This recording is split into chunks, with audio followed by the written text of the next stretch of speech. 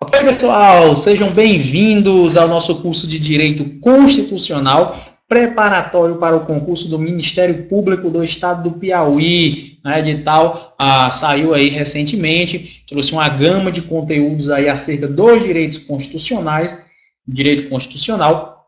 E aí nós vamos estar aqui discutindo os pontos principais, as principais pegadinhas, as principais questões que devem ser observadas dentro das questões de direito constitucional cobradas pela banca Sebrasp, né, antiga CESP, agora denominada Sebrasp. Nossa preparação aqui vai ser especificamente voltada para a banca Sebrasp, as pegadinhas, as nuances, as questões a serem observadas. Obviamente, a gente já tem aqui que vou fazer minha apresentação, né, e também pactuar como a gente vai estar trabalhando dentro desse curso específico para o concurso do Ministério Público do Piauí. Nós já temos edital, né, a banca é a banca Sebrasp, então toda a nossa preparação vai ser em cima dessa banca, que é a banca selecionada para a realização do certame.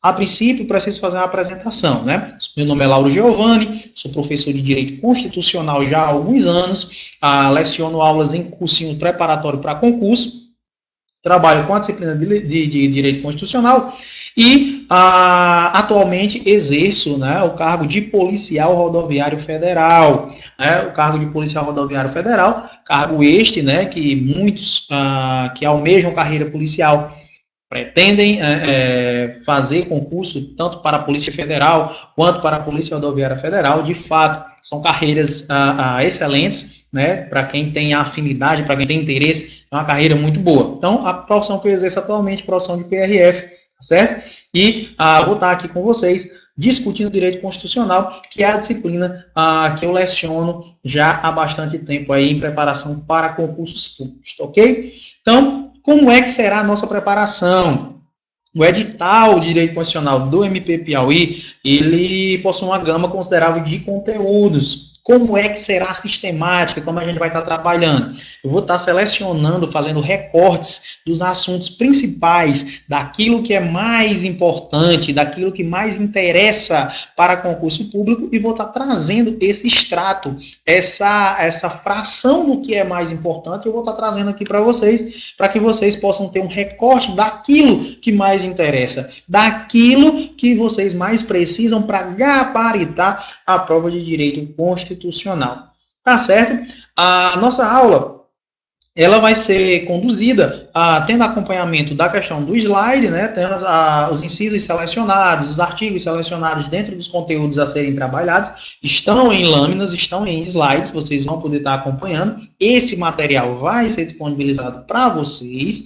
E aí, o que é necessário? Que durante a aula vocês façam anotações dos pontos principais daquilo que eu vou estar falando na aula. Por que eu estou falando isso? Por que eu estou destacando isso para vocês? Porque os slides, eles possuem texto literal da Constituição, salvo alguns acréscimos, alguma observação que eu coloco na lâmina.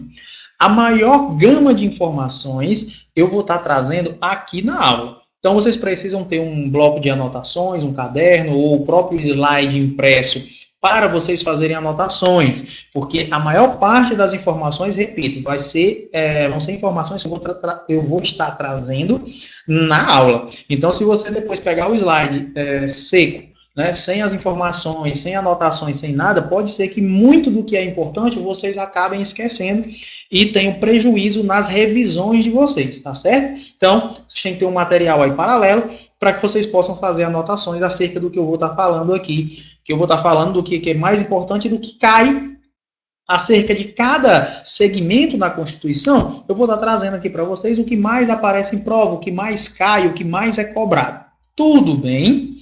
Com isso, a gente inicia a nossa discussão.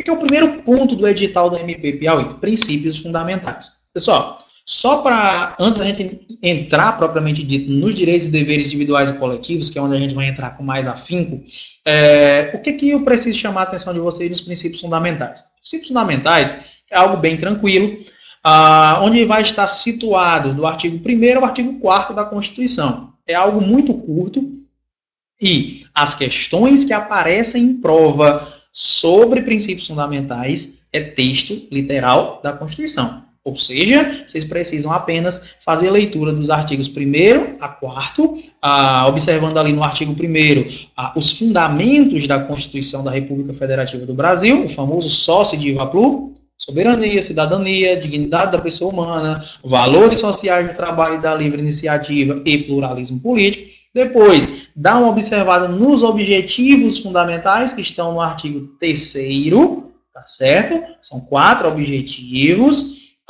Depois, observar o artigo 4º, que trata dos princípios que regem a República Federativa do Brasil na órbita internacional. Por que eu estou sendo sucinto em relação a esse tema especificamente? Porque as questões desse tema que aparecem em prova são textos literais, sobre o texto literal da Constituição. Então, o que vocês precisam? Fazer uma leitura que vocês fazem aí em 10 minutos, do artigo 1º ao 4º, e fazer releituras, né? Porque vocês precisam decorar, aprender, fazer o que vocês precisarem fazer para você gravar o que está ali do 1º ao 4º.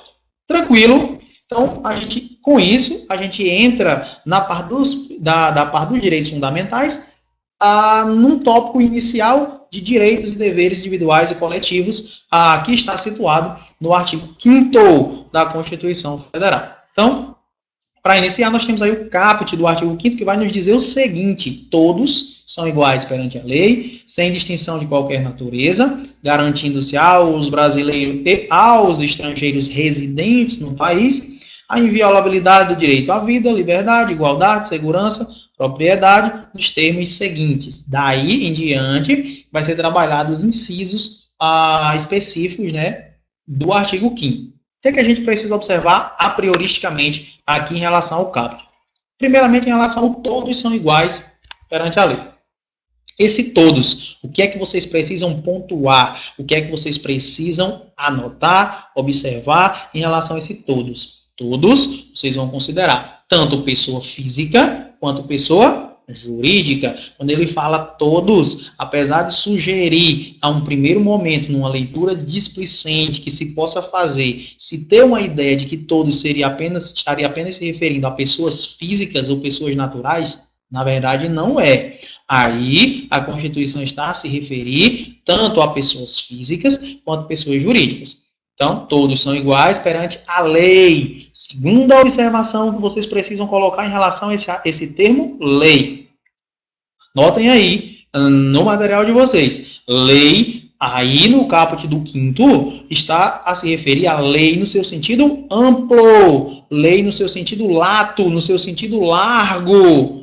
Tudo bem, aí é lei incluindo, no sentido genérico, Constituição, lei ordinária, lei complementar, decreto, portaria, resolução, tudo o que possa trazer regulamentações legais, regulamentações normativas que vão ser destinadas a regrar a vida em sociedade. Então, aí, esse termo lei está a se referir à lei no seu sentido amplo, no seu sentido largo, no seu sentido lato. Então, todos, vocês já sabem, são iguais perante a lei. Lei também, vocês já anotaram qual segmento, qual aspecto, o entendimento de lei que tem que se ter aí. Todos são iguais perante a lei. Aí vem outra observação interessante. Garantindo-se aos brasileiros e aos estrangeiros residentes no país. O que é que vocês precisam observar aí? Que se garante aos brasileiros é tranquilo. Quem que é brasileiro? Aquele que tem a nacionalidade brasileira, ou nata, ou naturalizada. Ou brasileiro nato ou naturalizado está incluído aí, que é o que se traduz com o conceito de povo. O que é povo? Povo são os nacionais. Quem são os nacionais? Brasileiros natos e naturalizados. E isso a gente ainda vai faz essa discussão com mais afinco dentro de direitos da nacionalidade. Tá certo? Então, garantindo-se aos brasileiros, tranquilo. Aí ele coloca, e aos estrangeiros residentes no país. Aí vocês precisam observar que o constituinte originário incorreu em uma atecnia jurídica. Por que ele incorreu em uma atecnia jurídica? Porque esses direitos, a segurança, a liberdade, vida, igualdade, propriedade, enfim, toda essa gama de direitos que estão descritas no artigo 5º não se garante apenas ao estrangeiro residente no país, mas sim a todo e qualquer estrangeiro, naquilo que o direito a ele se aplique. Então, o estrangeiro que está aqui no Brasil de férias, ele não tem direito à vida, à liberdade, à propriedade, à segurança? Claro que tem. Então, quando o constituinte originário colocou aí estrangeiros residentes no país, na verdade ele cometeu aí uma espécie de falha legislativa, uma tecnia jurídica, porque na verdade esses direitos são extensíveis ou garantidos aos estrangeiros de um modo geral. Então, observe, claro que eu não estou a falar aqui que o estrangeiro tem todos os direitos que um brasileiro tem. Não falei isso, pelo amor de Deus, não entendam assim.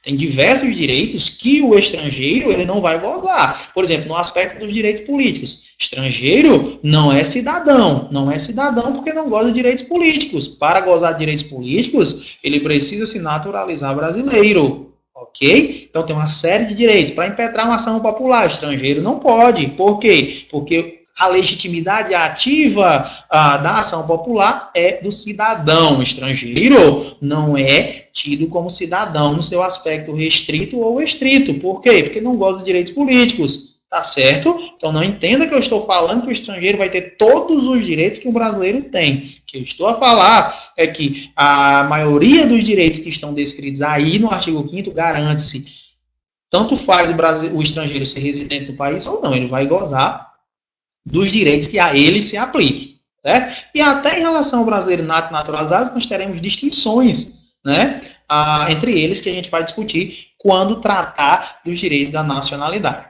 Tá bem? Então, observem a lâmina novamente. As observações e os cuidados que nós tínhamos que fazer foram esses que eu falei para vocês, em relação ao todos, em relação à lei, em relação aos estrangeiros que residem no país. É isso. A eles garantem esses direitos aí que estão citados de forma genérica aí no caput. Por quê? De forma genérica? Porque a descrição, porque o detalhamento desses direitos vai ser feito no decorrer dos incisos aí que forem ser tratados logo na sequência. Então, para começar a discussão sobre os incisos, entramos aí já no inciso 2º, aí volto a ressaltar para vocês, são incisos selecionados, eu não coloquei todos os incisos do artigo 5º, porque são muitos e tem vários deles que não costumam cair em prova, então selecionei aí os que são mais importantes para trazer para vocês.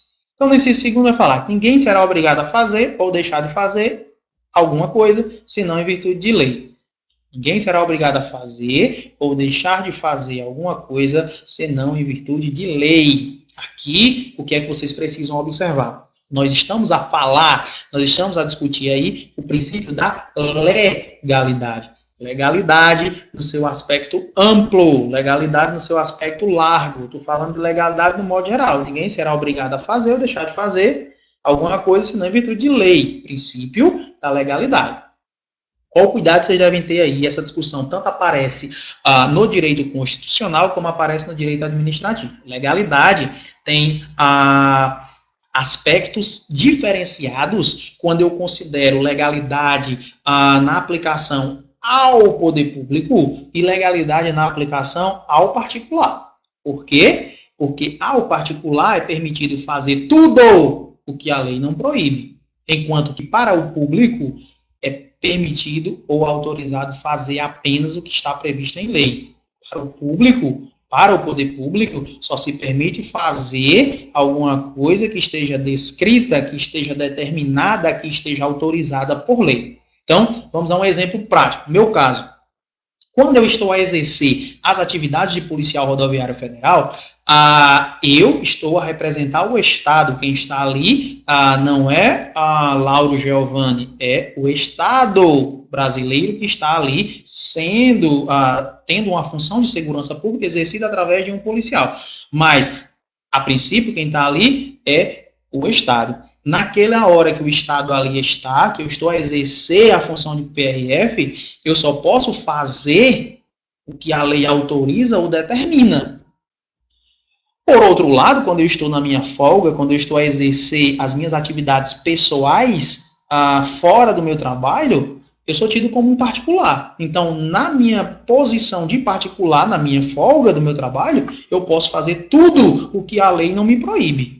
Tudo bem? Então, cuidado com essa acepção de legalidade que é diferenciada quando eu considero o poder público, quando eu considero o particular. As acepções de legalidade são diferenciadas à medida do que você esteja a considerar. Mas o que se deve observar aí, que ninguém é obrigado a fazer ou deixar de fazer alguma coisa senão em virtude de lei. Para que eu obrigue alguém a fazer, ou para que eu determine que alguém não faça alguma coisa, eu preciso ter lei determinando isso.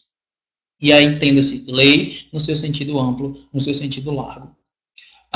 No inciso seguinte, nós temos o quê? Que é livre a manifestação do pensamento, sendo vedado o anonimato. A nossa Constituição Federal, ela vai garantir a liberdade de pensamento, a liberdade de expressão. Ou seja, tudo o que eu penso, tudo o que eu acho, tudo o que eu acredito, eu posso manifestar. A Constituição brasileira me garante, a Constituição Federal de 88 me garante que eu, nessa liberdade de cidadão, de gozo de direitos, eu posso exprimir livremente as minhas concepções, as minhas ideologias, os meus ideais, as minhas concepções. Só que a Constituição garante a liberdade de expressão e veda o anonimato. A pergunta que se coloca é: por que o anonimato é vedado? Isso é o que vocês precisam observar também.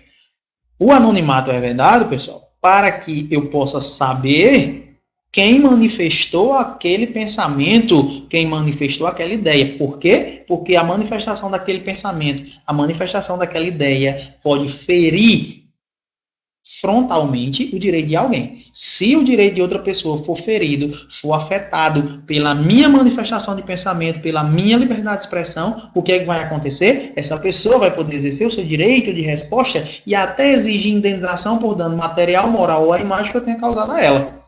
Como é que eu vou ingressar com a indenização? Como é que eu vou exercer o meu direito de resposta se eu não souber quem manifestou o pensamento livremente? Então, a Constituição garante, você pode exercer sua liberdade de expressão, porém, você não pode fazer isso de forma anônima. Você tem que mostrar as caras.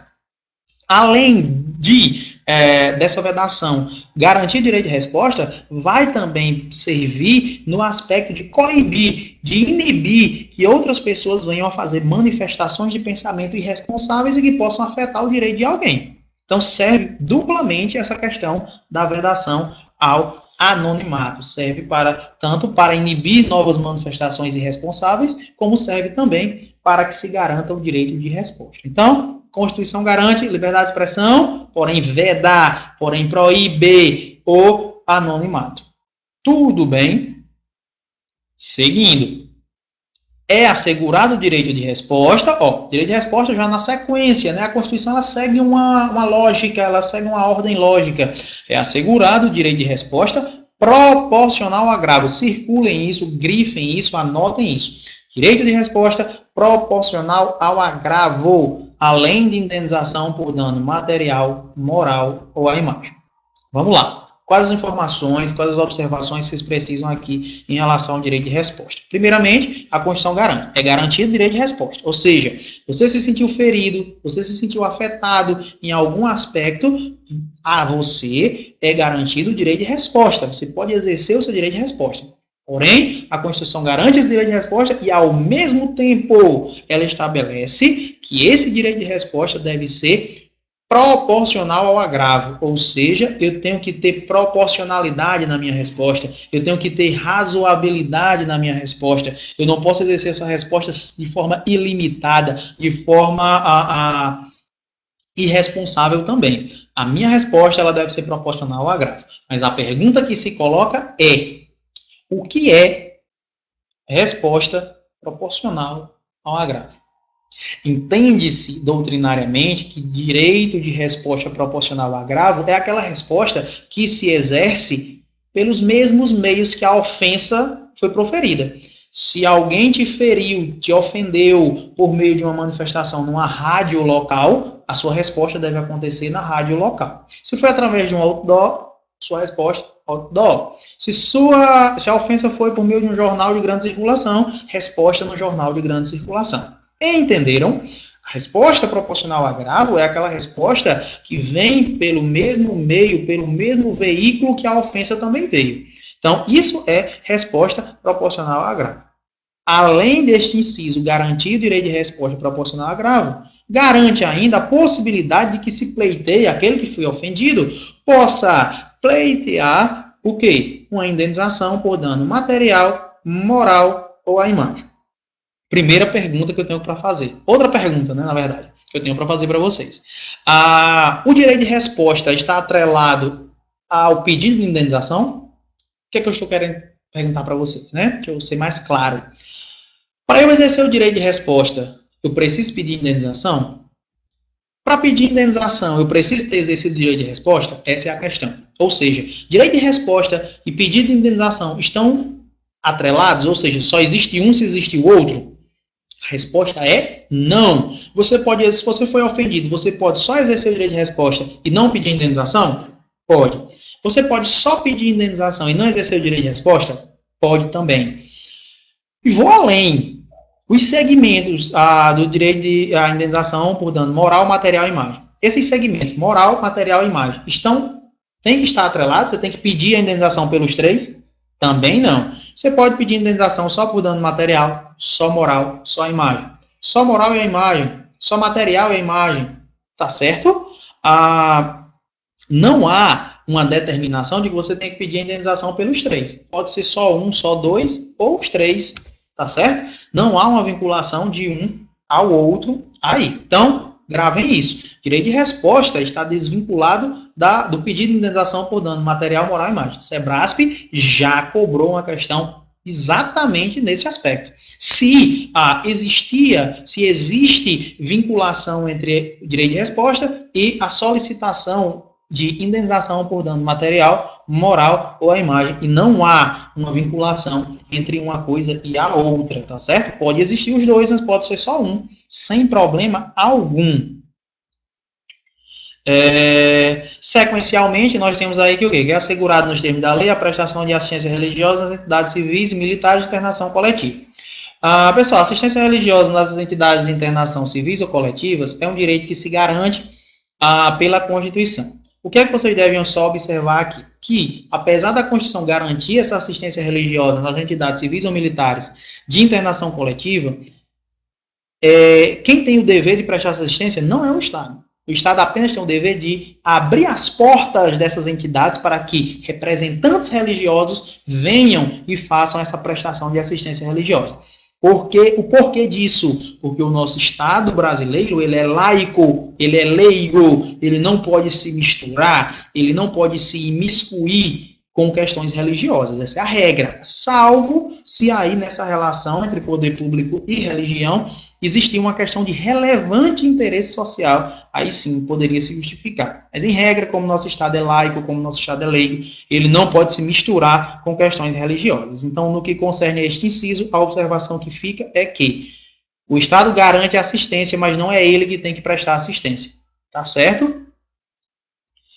Ninguém será privado de direitos por motivo de convicção religiosa, ou de crença religiosa, ou de convicção filosófico-religiosa, filosófico-política, salvo se as invocar para eximir-se a obrigação legal a todos impostos, ou recusar-se a cumprir prestação alternativa fixada em lei. Pessoal, aqui nós estamos a falar da escusa de consciência, objeção de consciência ou imperativo de consciência. Anotem esses sinônimos, porque isso já apareceu em prova. Escusa de consciência, objeção de consciência, imperativo de consciência, tá certo?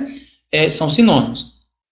O que é que a Constituição nos garante nesse inciso? O que você não pode, o Estado brasileiro não pode privar alguém de direitos em virtude dessa pessoa ter se recusado a cumprir uma obrigação a todos imposta, alegando uma questão de caráter político, religioso ou filosófico. Se alguém alega que não vai cumprir uma obrigação a todos impostos por uma questão de caráter político, religioso ou filosófico, o Estado brasileiro não pode cercear direitos dessa pessoa.